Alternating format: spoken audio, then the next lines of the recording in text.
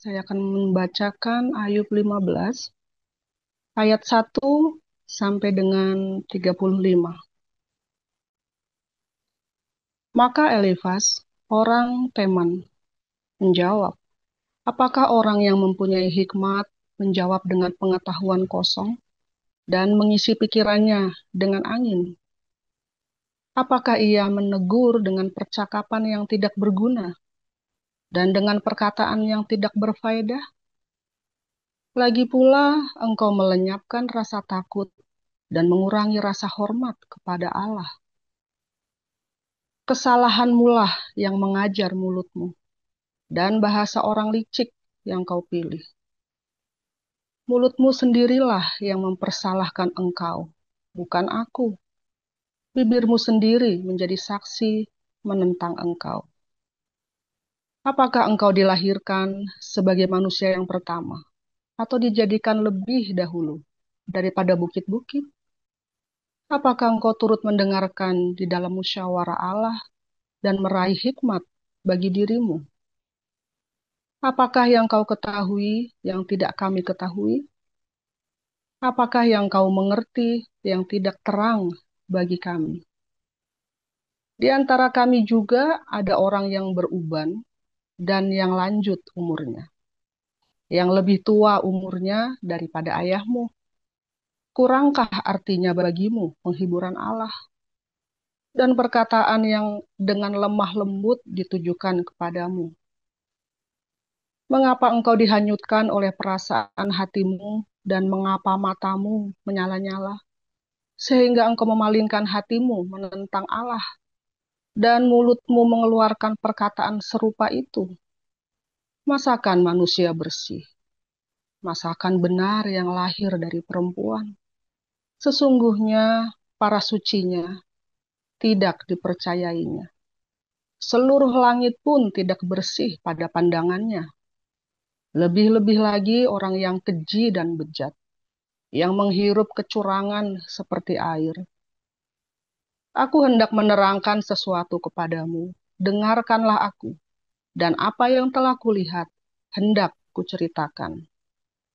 Yakni apa yang diberitakan oleh orang yang mempunyai hikmat, yang nenek moyang mereka tidak sembunyikan. Ketika hanya kepada mereka negeri itu diberikan, dan tidak ada seorang asing pun masuk ke tengah-tengah mereka. Orang fasik menggeletar sepanjang hidupnya. Demikian juga orang lalim selama tahun-tahun yang disediakan baginya. Bunyi yang dahsyat sampai ke telinganya. Pada masa damai, ia didatangi perusak. Ia tidak percaya bahwa ia akan kembali dari kegelapan. Ia sudah ditentukan untuk dimakan pedang. Ia mengembara untuk mencari makan, entah kemana. Ia tahu bahwa hari kegelapan siap menantikan dia. Ia ditakutkan oleh kesesakan dan kesempitan, yang menggagahinya laksana raja yang siap menyergap. Karena ia telah menggedangkan tangannya melawan Allah dan berani menantang yang Maha Kuasa. Dengan bertegang leher, ia berlari-lari menghadapi dia dengan perisainya yang berlapis tebal. Mukanya telah ditutupinya dengan lemak, dan lapisan lemak dikenakannya pada pinggangnya. Ia menetap di kota-kota yang telah hancur, di rumah-rumah yang tidak dapat didiami orang, yang ditentukan untuk tetap menjadi reruntuhan. Ia tak akan menjadi kaya dan hartanya tidak kekal, serta miliknya pun tidak bertambah-tambah di bumi. Ia tidak akan luput dari kegelapan. Tunasnya akan dilayukan oleh nyala api, dan ia akan dilenyapkan oleh nafas mulutnya. Janganlah ia percaya kepada kesia-siaan. Akan tertipulah ia, karena kesia-siaan akan menjadi ganjarannya. Sebelum genap masanya, ajalnya akan sampai, dan rantingnya pun tidak akan menghijau. Ia seperti pohon anggur yang gugur buahnya, dan seperti pohon zaitun yang jatuh bunganya. Karena kawanan orang-orang fasik tidak berhasil, dan api memakan habis kemah-kemah orang yang makan suap. Mereka menghamilkan bencana dan melahirkan kejahatan, dan tipu daya dikandung hati mereka. Demikian. Ya, kami persilakan untuk selanjutnya Pak Cecep.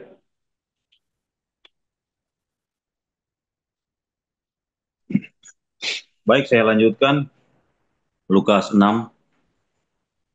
Pada suatu hari Sabat, ketika Yesus berjalan di ladang gandum, murid-muridnya memetik bulir gandum dan memakannya, sementara mereka menggisarnya dengan tangannya.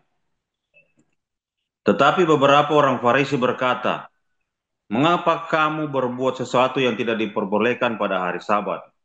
Lalu Yesus menjawab mereka, "Tidakkah kamu baca apa yang dilakukan oleh Daud ketika ia dan mereka yang mengikutinya lapar?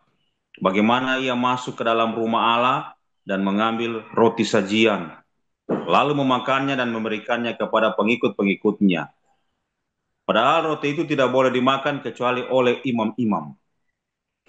Kata Yesus lagi kepada mereka, "Anak manusia adalah Tuhan atas hari Sabat." Pada suatu hari Sabat lain, Yesus masuk ke rumah ibadat lalu mengajar. Dan di situ ada seorang yang mati tangan kanannya. Ahli-ahli Taurat dan orang-orang Farisi amati Yesus kalau-kalau ia menyembuhkan orang pada hari Sabat, supaya mereka dapat alasan untuk mempersalahkan dia. Tetapi ia mengetahui pikiran mereka, lalu berkata kepada orang yang mati tangannya itu, "Bangunlah dan berdirilah di tengah." Maka bangunlah orang itu dan berdiri. Lalu Yesus berkata kepada mereka, "Aku bertanya kepada kamu, manakah yang diperbolehkan pada hari Sabat? Berbuat baik atau berbuat jahat? Menyelamatkan nyawa orang atau membinasakannya?" Sesudah itu, ia memandang keliling kepada mereka semua lalu berkata kepada orang sakit itu, "Ulurkanlah tanganmu." Orang itu berbuat demikian dan sembuhlah tangannya. Maka meluaplah amarah mereka. Lalu mereka berunding, apakah yang akan mereka lakukan terhadap Yesus? Pada waktu itu pergilah Yesus ke bukit itu untuk berdoa, dan semalam-malaman ia berdoa kepada Allah. Ketika hari siang, ia memanggil murid-muridnya kepadanya, lalu memilih dari antara mereka 12 orang yang disebutnya rasul. Simon yang juga diberinya nama Petrus, dan Andreas saudara Simon, Yakobus dan Yohanes, Filipus dan Bartolomeus, Matius dan Thomas, Yakobus anak Alfeus, dan Simon yang disebut orang Selot, Yudas anak Yakobus, dan Yudas Iskariot yang kemudian menjadi pengkhianat. Lalu ia turun dengan mereka dan berhenti pada suatu tempat yang datar. Di situ berkumpul sejumlah besar dari murid-muridnya dan banyak orang lain yang datang dari seluruh Yudea dan dari Yerusalem dan dari daerah pantai Tirus dan Sidon. Mereka datang untuk mendengarkan dia untuk disembuhkan dari penyakit mereka. Juga mereka yang dirasuk oleh roh-roh jahat beroleh kesembuhan. Dan semua orang banyak itu berusaha menjamah dia, karena ada kuasa yang keluar daripadanya, dan semua orang itu disembuhkannya. Lalu Yesus memandang murid-muridnya dan berkata, "Berbahagialah, hai kamu yang miskin, karena kamulah yang akan empunya kerajaan Allah. Berbahagialah, hai kamu yang sekarang ini lapar, karena kamu akan dipuaskan. Berbahagialah, hai kamu yang sekarang ini menangis, karena kamu akan tertawa. Berbahagialah kamu, jika karena Anak Manusia orang membenci kamu, dan jika mereka mengucilkan kamu dan mencela kamu serta menolak namamu sebagai sesuatu yang jahat, bersukacitalah pada waktu itu dan bergembiralah. Sebab sesungguhnya upahmu besar di sorga, karena secara demikian juga nenek moyang mereka telah memperlakukan para nabi. Tetapi celakalah kamu, hai kamu yang kaya, karena dalam kekayaanmu kamu telah memperoleh penghiburanmu. Celakalah kamu yang sekarang ini kenyang, karena kamu akan lapar. Celakalah kamu yang sekarang ini tertawa, karena kamu akan berduka cita dan menangis. Celakalah kamu jika semua orang memuji kamu, karena secara demikian juga nenek moyang mereka telah memperlakukan nabi-nabi palsu. Tetapi kepada kamu yang mendengarkan aku berkata, kasihilah musuhmu, berbuatlah baik. Saya ulangi, tetapi kepada kamu yang mendengarkan aku berkata, kasihilah musuhmu dan berbuatlah baik kepada orang yang membenci kamu. Mintalah berkat bagi orang yang mengutuk kamu. Berdoalah bagi orang yang mencaci kamu. Barang siapa menampar pipimu yang satu, berikanlah juga kepadanya pipimu yang lain. Dan barang siapa yang mengambil jubahmu, biarkan juga ia mengambil bajumu. Berikanlah kepada setiap orang yang meminta kepadamu, dan janganlah meminta kembali kepada orang yang mengambil kepunyaanmu. Dan sebagaimana kamu kehendaki supaya orang berbuat kepadamu, perbuatlah juga demikian kepada mereka. Dan jikalau kamu mengasihi orang yang mengasihi kamu, apakah jasamu? Karena orang-orang berdosa pun mengasihi juga orang-orang yang mengasihi mereka. Sebab jikalau kamu berbuat baik kepada orang-orang yang berbuat baik kepada kamu, apakah jasamu? Orang-orang berdosa pun berbuat demikian. Dan jikalau kamu meminjamkan sesuatu kepada orang karena berharap akan menerima sesuatu daripadanya, apakah jasamu?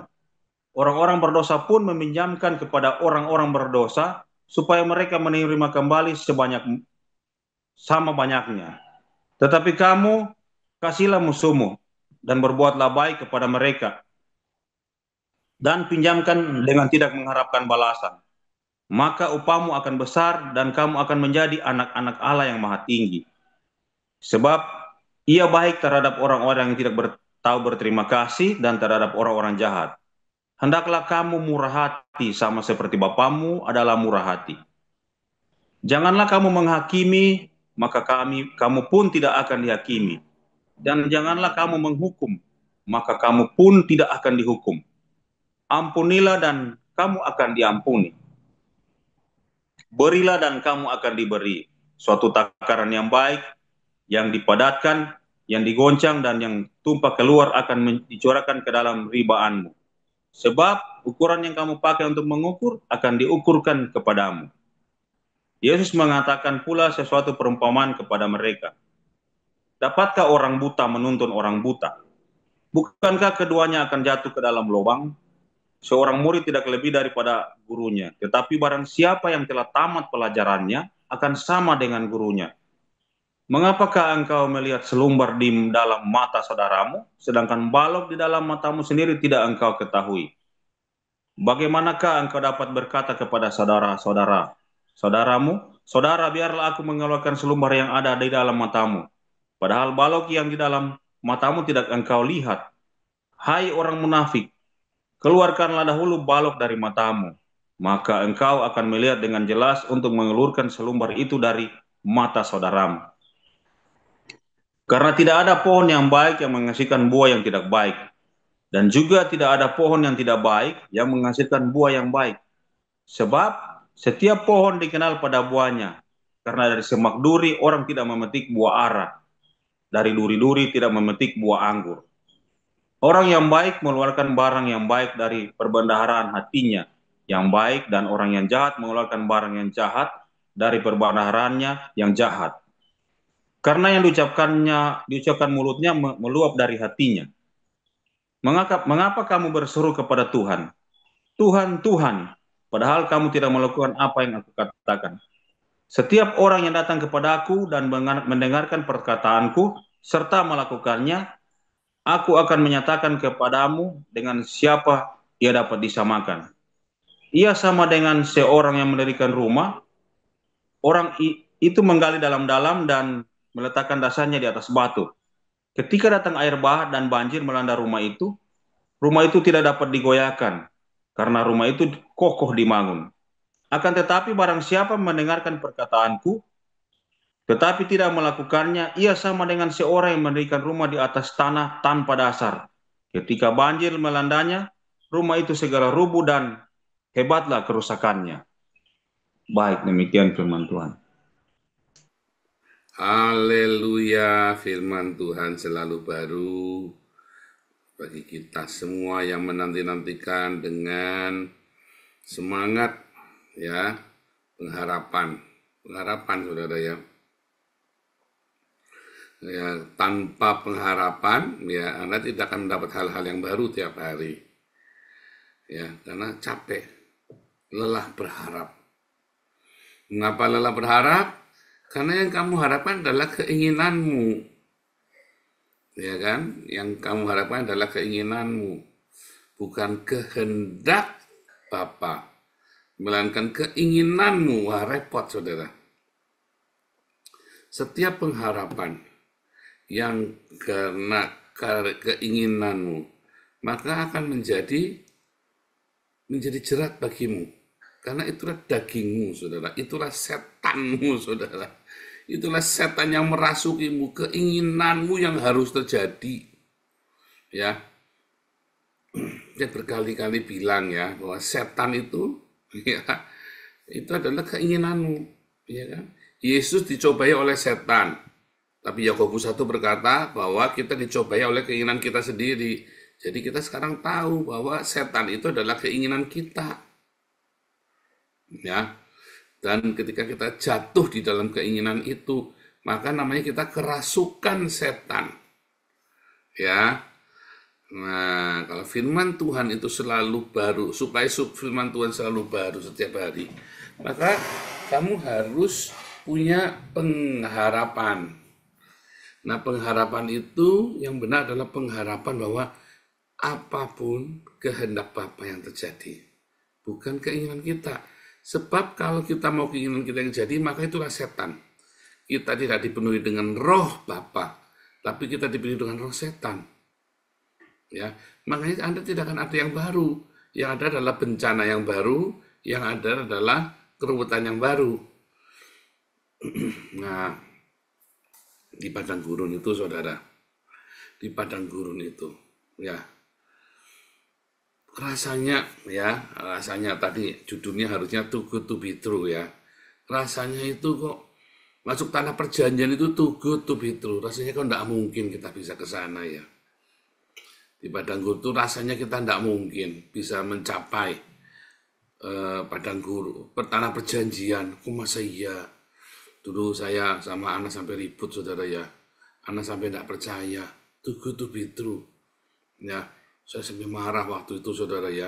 Itu dalam masa-masa kita kritis ya, mau berangkat apa enggak. Duit aja belum ada saudara. Duit aja belum ada. Visanya aja belum ada tuh. Aduh, nanti gini gimana kalau di sana. Aduh, kok tuh bitru saudara ya. Saya marah, saya hardik saudara. Waduh, karena waktu itu saya panik ya. Saya takut anak nanti tidak bisa masuk ke dalam tanah perjanjian. Ya, saudara ya. Saudara, saya tidak mau menghakimi anak, ya, waktu itu ya. Saya tidak mau menghakimi, tapi saya mau kita masuk sama-sama ke tanah perjanjian. Sementara banyak sekali orang menghakimi kita ya. Bahkan saudara-saudara kami pun bilang, ambisius kamu, tidak tahu diri kamu. Beberapa orang menertawakan, nyinyir ya sama kita ya. Bahkan ada satu gereja pernah menjanjikan, ya udah nanti dibiayai oleh gereja. Tapi paspornya saya tinggal 6 bulan nggak diurus saudara, nggak ada yang ngurusin, nggak ada yang mau ngurusin. Padahal sudah mau dibiayai sama satu gereja untuk berangkat, tapi nggak ada. Akhirnya 6 bulan kemudian, saya tahu saya dikerjain, bukan oleh si gembalanya, tapi oleh full-timer gereja ini, saudara ya. Terus, boleh enggak saya minta, walaupun saya jengkel ya, tapi saya tetap, boleh enggak saya minta kembali. Terus dilempar-lempar, saudara ya. Loh, ini paspor saya jangan, karena saya mau ngurus sendiri saja. Karena Tuhan suruh saya berangkat. Mereka sambil kurang suka nyinyir gitu ya, saudara ya. Untung saya nggak jadi dibiayai oleh gereja ini. Karena kalau sampai dibiayai oleh gereja ini, saya akan dibatasi gerak saya. Sekarang nggak ada yang bisa membatasi gerak saya. Ya, untung ya saudara ya. Too good to be true. Rasanya kok nggak mungkin. Tapi nyatanya hari ini saya dan keluarga adalah warga negara Belanda. Too good to be true ya. Tapi itulah apa yang tidak pernah kamu dengar di kuping, itu berarti dalam hatimu, tidak pernah dalam pikiranmu, tidak pernah kamu lihat, itu Tuhan sediakan. Ya, itu apa saudara? Yaitu visi tanah perjanjian itu. Tanah perjanjian itu memang too good to be true saudara ya. Tanah perjanjian itu. Tapi sungguh kalau kamu hidupmu penuh dengan ucapan syukur, maka tanah perjanjian itu sungguh nyata. Kalau hidupmu selalu dipenuhi dengan ucapan syukur. Nah kalau ada orang yang tidak bisa mengucap syukur, gagal gimana? Jangan dihakimi saudara. Karena peluangnya 1 dari 1 juta kan. Serem kali ya. Peluangnya 1 dari 1 juta. Dari 2 juta orang Israel, hanya 2 yang masuk ke tanah perjanjian, yaitu Yosua dan Kaleb. Luar biasa ya. Nah, saudara, jadi ketika ada orang yang nggak bisa, kita jangan menghakimi mereka. Karena belum tentu Anda juga bisa masuk loh. Kalau saya bicara dengan keras, bukan berarti saya mau menghakimi Anda, saudara. Saya tahu yang masuk tanah perjanjian itu harusnya mudah. Yang bikin tidak mudah karena Anda curiga sama Tuhan. Karena Anda senang menghakimi yang lain. Anda suka nakar orang. Kamu, tidak mungkin. Nah, gitu ya saudara ya. Loh saya digituin tuh sama orang loh. Ya, sama pengerja-pengerja gereja. Sebuah gereja, saya nggak sebutkan namanya. Kamu, tidak mungkin. Bisa. Bersulit saya saudara ya. Tuh itu rasanya saya, tapi waktu itu ya anak down, saya malah semangat loh saudara. Waktu itu ya orang menghakimi saya, tidak mungkin, tidak bisa. Tapi saya tahu yang saya dengar, ya apa yang saya lakukan, harga yang harus saya bayar, pergumulan di padang gurun yang harus saya lewati, badai yang saya harus ikuti dari belakang, dengan segera dia lari. Kamu ketinggalan dan kamu harus bersembunyi di balik badai itu loh. Ya, sehingga saya tidak terkena panas teriknya matahari dan dinginnya malam di padang gurun. Itulah saudara ya. Tapi ada orang-orang yang keteteran di padang gurun. Keteteran karena kurang pengalaman. Keteteran karena kurang iman. Keteteran karena kesombongannya sendiri. Ya, keteteran karena dia ingin kedagingannya, masih cinta dengan kedagingannya. Ya kalau buat saya tetap nasihati. Sebagai gembala saya akan tetap tunggu. Jangan khawatir, saudara. Saya akan tuntun. Ya, tetapi Anda yang bukan gembala, Anda yang tidak sedang berurusan dengan penggembalaan, Anda jangan mau dihambat oleh orang ini. Jangan kamu berteman dengan orang-orang ya yang toksik. Kemarin sudah diajari ya, jangan berteman dengan orang yang toksik. Tapi masalahnya orang-orang ini perlu dihibur, perlu dikuatkan. Ya kan kita harus saling menguatkan katanya. Kalau ada yang lemah, ya kamu tahu mana orang yang lemah imannya, mana orang yang toksik. Kamu harus bedain. Orang yang toksik pasti lemah imannya. Tapi orang yang lemah imannya belum tentu dia toksik. Kamu hanya perlu memberikan firman Tuhan. Kamu hanya memberikan menghiburnya.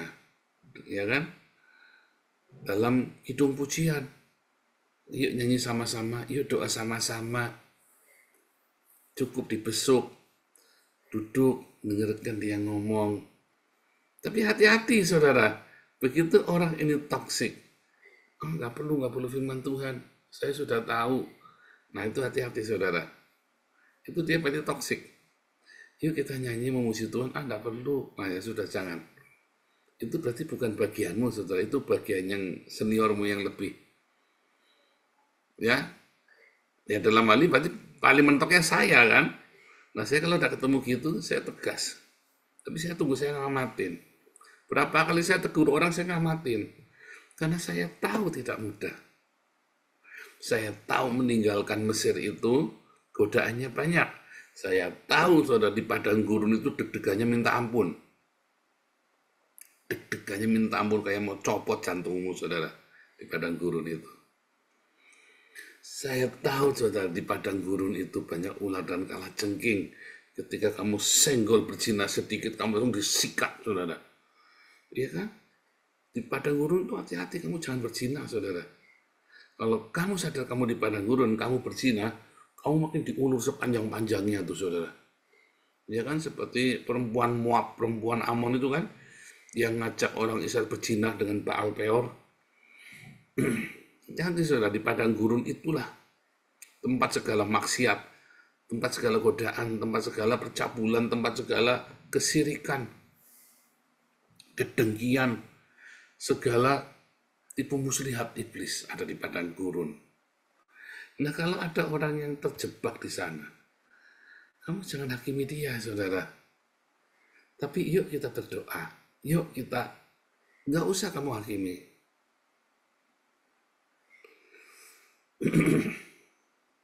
Karena mereka sedang jatuh dan mereka kudu ngurung, aduh sial sekali. Itu sudah sial. Saudara, kalau orang di padang gurun lalu di-extend harinya atau tahunnya, sial saudara. Anda masuk penjara, tiba-tiba remisinya dihapus, saudara. Nggak jadi dapat remisi. Harusnya 1 tahun jalanin, kamu jadi 1 tahun 3 bulan. Waduh, saudara, kalau udah nambah sehari aja nggak kepengen, saudara. Ya, iya pengalaman ya. Nambah sehari aja nggak kepengen. Begitu ketemunya ya hari ini pulang. Kalau perlu saya bangun besok, enggak. Kalau belum bayar hari ini pulang, saudara. Sudah nggak tahan ya kan. Apalagi kalau sampai 7 tahun, 10 tahun. Ini 40 tahun di padang gurun. Ketika kamu bikin salah, kamu itu pasti akan dipanjangin. Jadi kalau ada saudaramu jatuh, terjerembab di padang gurun, kamu jangan hakimi, kasihanilah dia. Ya, kasihanilah. Kasihan saudara. Apalagi di padang gurun, kamu tahu, kamu dengar dia berzina. Jangan malah diunek-unek ya saudara. Dia sudah akan mendapat hukumannya tanpa kamu ngapa-ngapain dia. Ketika ada orang bikin salah, ada orang temper, ada orang masih sombong, kita jangan menghakimi, cukup kita memberikan nasihat saja. Tapi kita jangan menghakimi dan membanding-bandingkan. Karena dia lagi susah. Ya. Sebab semua ukuran itu, saudara ya, semua ukuran-ukuran itu sebenarnya kan ukurannya yang akan diukurkan kepada kita lagi. Apalagi kalau kita sama-sama masih di padang gurun. Saya saja sudah di tanah perjanjian, kita nggak berani tuh menghakimi orang yang masih di padang gurun. Saudara, setiap kali ada orang bercerai, ya, kok itu bercerai, saya ngomong, duh, pernikahan itu mujizat. Pernikahan itu adalah sebuah keajaiban. Jangan kamu menghakimi orang yang bercerai, walaupun orang yang bercerai itu ya tidak baik. Anak-anaknya jadi tidak baik, ya kan, goncang. Jangan kamu hakimi lagi, jangan kamu salah-salahin lagi. Dia sudah tahu salah. Kalau sudah terlanjur cerai, ya kamu sudah jangan diapa-apain lagi. Kamu sudah terlanjur cerai, dia sendiri udah pusing. Tapi kalau belum cerai, ya, ayo diajak berdoa yang benar, memuji Tuhan. Yuk kita puasa. Itu saudara. Nah di padang gurun itulah lalu saling menghakimi, saling mengutuki, saling sumpah serapah. Rasain lo akhirnya. Ya kan? Di padang gurun itu kita banyak sekali mengalami pelanggaran offside. Sebab ketika kita menghakimi orang lain, ya kita sendiri sedang dihakimi. Ya, apapun yang kita hakimkan ke orang lain, pasti takaran akan yang sama akan diberikan kepada kita, dan itu yang akan menuduh kita, sehingga kita terjerat oleh tuduhan itu sendiri. Orang-orang di padang gurun itu dituduh dengan perasaan bersalah, loh, saudara. Ya, intimidasi. Makanya kalau kamu di padang gurun sering lihat setan-setan itu, loh, saudara. Ya, genderuwo, intimidasi, kuntilanak, perzinahan, tuyul, roh kikir, pelit, ya, pocong, roh kalau kamu pengen bunuh diri, dan yang lain-lain. Ada banyak roh-roh teritorial. Di padang gurun itu kamu melihat banyak jin-jin itu semua, ya, katakannya dalam Yesaya jadi lupa namanya, ya, yang lilit itu, ya, syairi ya namanya, ya, saudara, ya. Itu Anda kan banyak mendengar yang rambutnya panjang grewong-grewong itu loh. Nah, itu sebenarnya adalah jin-jin, genderuwo, segala macam. Itu intimidasi, saudara. Adalah roh intimidasi dalam hidupmu ketika di padang gurun. Sedikit lagi, Pak Mulia. Makanya waktu di padang gurun, yang perlu kamu lakukan, saling menghibur dengan menyanyikan nyanyian pujian. Ya, jangan kebanyakan ngomong, ngajari, saudara, ya. Kalau saya ini kan lagi ngasih tahu, nih, ya, pengalaman lagi khotbah. Tapi kalau secara personal, ya, saudara, yuk kita nyanyi, yuk kita muji Tuhan saja, yuk kita berdoa. Kamu ngomong lagi tidak mempan, saudara. Karena di situ memang tempatnya jin-jin, roh intimidasi, roh kemabukan, ada roh iri hati, roh perzinahan, roh kikir. Kan kikir pada gurun kan kamu lagi kurang-kurang itu. Ada banyak sekali kamu kerasukan setan itu loh. Ya, kerasukan tadi apa, hawa nafsumu. Kerasukan setan itu artinya kerasukan hawa nafsumu sendiri. Ya. Nah, itu di padang gurun tempatnya para jin, katanya Yesaya itu, ya. Tempatnya para jin. Tapi kita mau datang sama Tuhan. Setiap orang kita tahu teman-teman kita yang lagi lemah, ya ajak nyanyi, ajak berdoa bersama. Sedikit aja kasih ayat Alkitab. Kita baca sama-sama Alkitab yuk, udah. Terus yuk kita berdoa. Itu, ya. Janji, ya, jangan menghakimi, ya, kalau ada orang lagi di padang gurun lagi jatuh. Kasihan, saudara, ya. Lebih baik ajak nyanyi bersama, ajak berdoa bersama. Nanti terutama tim besuk ini, ya.